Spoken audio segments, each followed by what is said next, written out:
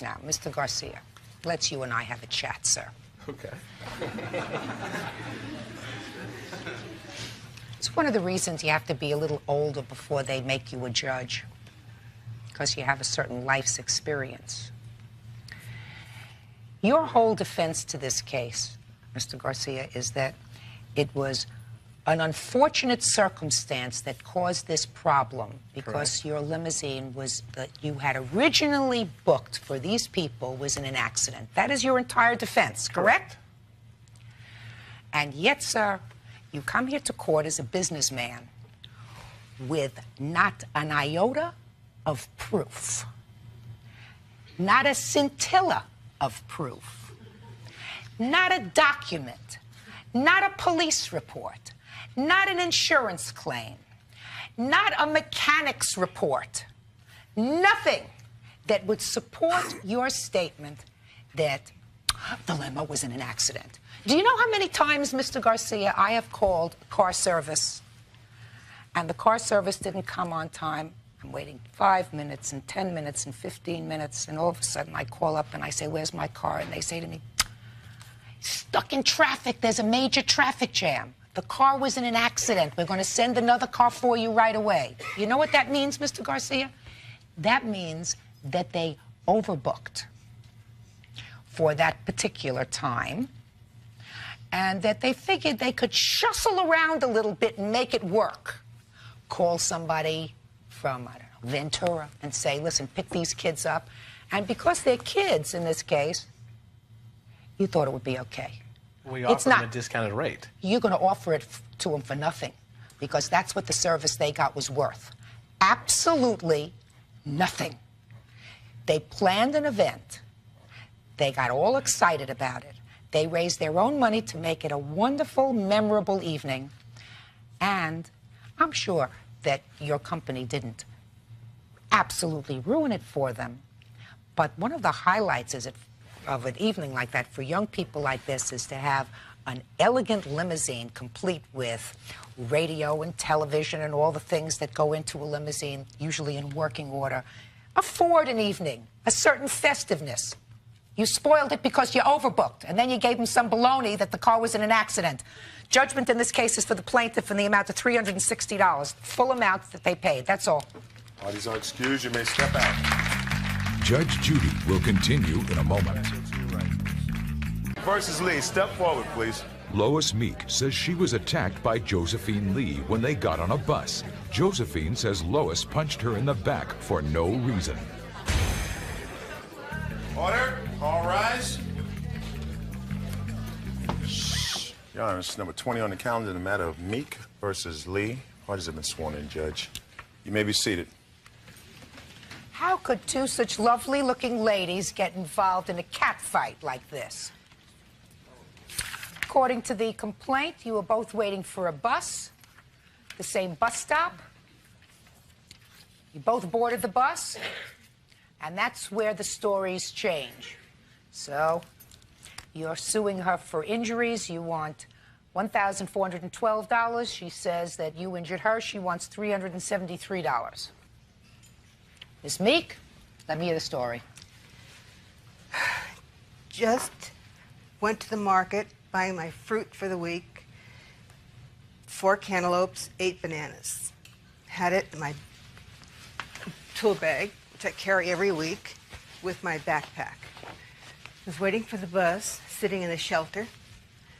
Heard a motor arriving, approaching, and I stepped out to the curb, saw the bus coming, and it stopped about 1.5 feet, 2 feet before me.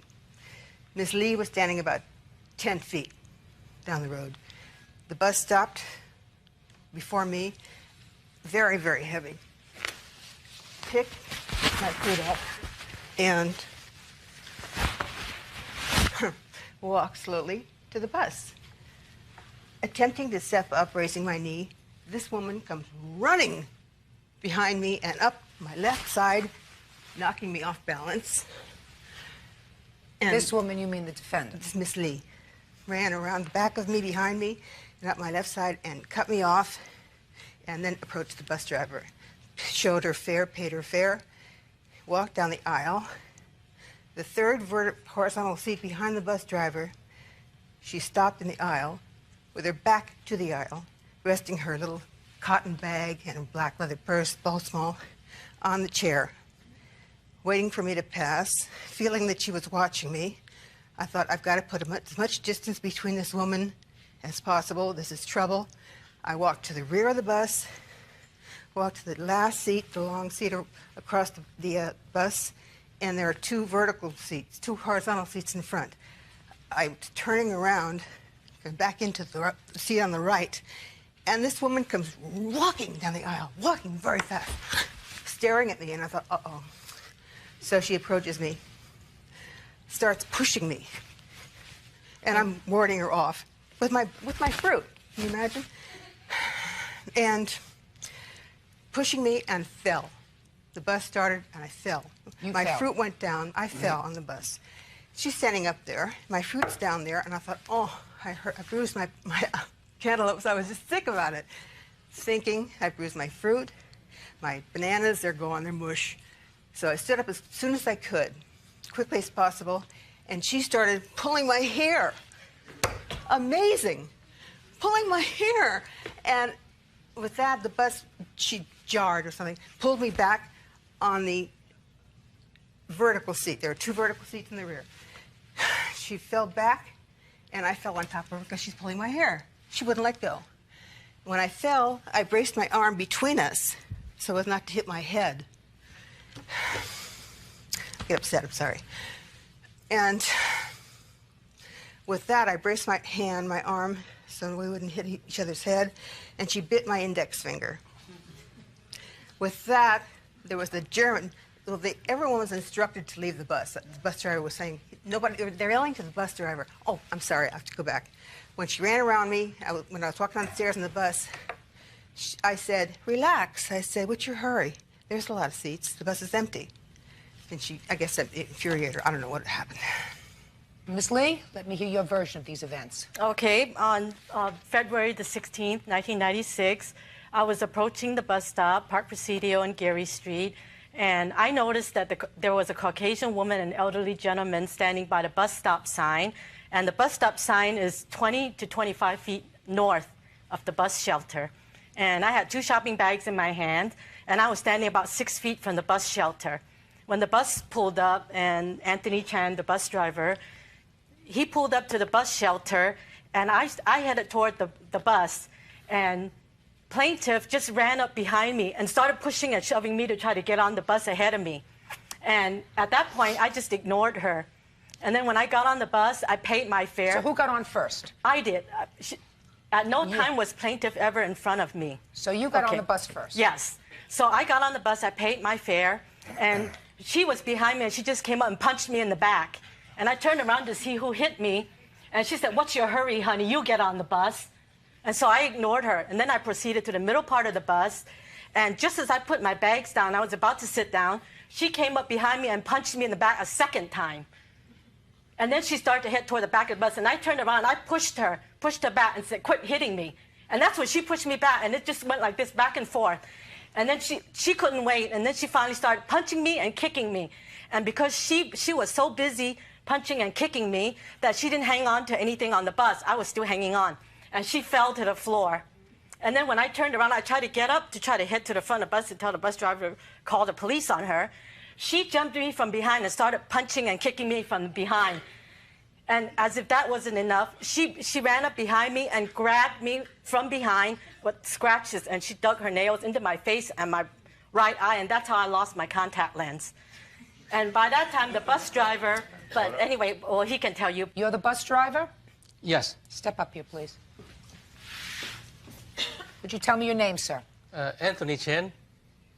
Did you know either one of these two ladies before this incident? No, I never saw them in my life. So tell me, to the best of your recollection, sir, what do you remember about that incident? Somebody yelled that, oh, they fight in the park. So Was that the first you heard of them? Did you see them when they boarded the bus? No, I didn't pay any attention because daily over hundreds passengers. So you paid no attention until somebody said that there was fighting? Right. And then did you see anything? Yes, I look at the mirror real quick, and I saw this lady, Lois Mick, punching Josephine in the back of the head. Where were they standing at that time? That time, in the rear part of the bus. In the back of the bus? In the back of the bus. Not the middle of the bus? No. No. Sit down.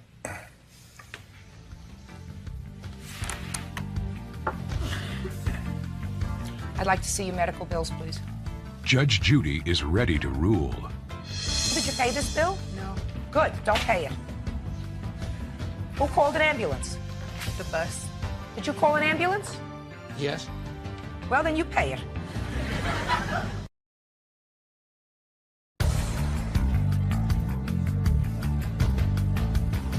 Lois Meek says she was attacked by Josephine Lee when they got on a bus. Josephine says Lois punched her in the back for no reason. An ambulance take you from the scene? No, I took my fruit home and then went. So what does the ambulance charge? They charged for going. For the What do you call. mean they charge for going? For the call. For the call to the bus. For that You trip. didn't use the ambulance. They still charge you. Don't pay them. I mean, they charged. Somebody called an ambulance. You didn't use them, and you think that you think you're responsible for this bill? Did you pay this bill? No. Good. Don't pay it. Who called an ambulance? The bus. Did you call an ambulance? Yes. Well, then you pay it. I mean, she called an ambulance. So who asked you to call the ambulance? Well, my supervisor, my Don't superior. let your supervisor pay it. Now let me see your bills. I'm curious to see them. Okay.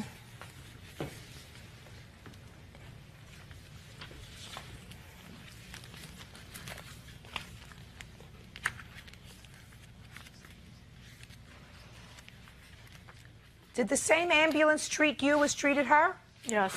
They got some racket, so they billed both of you. Yeah. Separately, but Huh? we got billed, but it's still separately. That's some good deal. Look, I have testimony from two ladies. Each of them tells me a very convincing story. Then I have testimony from a witness. The plaintiff tells me that this incident occurred in the back of the bus. Of that she is certain. The defendant tells me that this incident did not happen in the back of the bus, but happened in the middle of the bus. That the plaintiff came from the rear of the bus and assaulted her where she was standing. It's clear from the statement of the bus driver that this assault was taking place in the back of the bus, in the rear of the bus, which is totally consistent with what the plaintiff has indicated. So the judgment in this case is for the plaintiff in the amount of $1,412. That's all. By your excuse, you may step out. She chose me to run behind and push and shove, even with my hands full, so there was no way I could hit her back. From what I saw, it was the other lady attacked this lady. When I saw from my rear view mirror, and she had two hands with the bag, and she couldn't defend herself. The other lady attacked her. And now, the next case. Party's on Ziegler.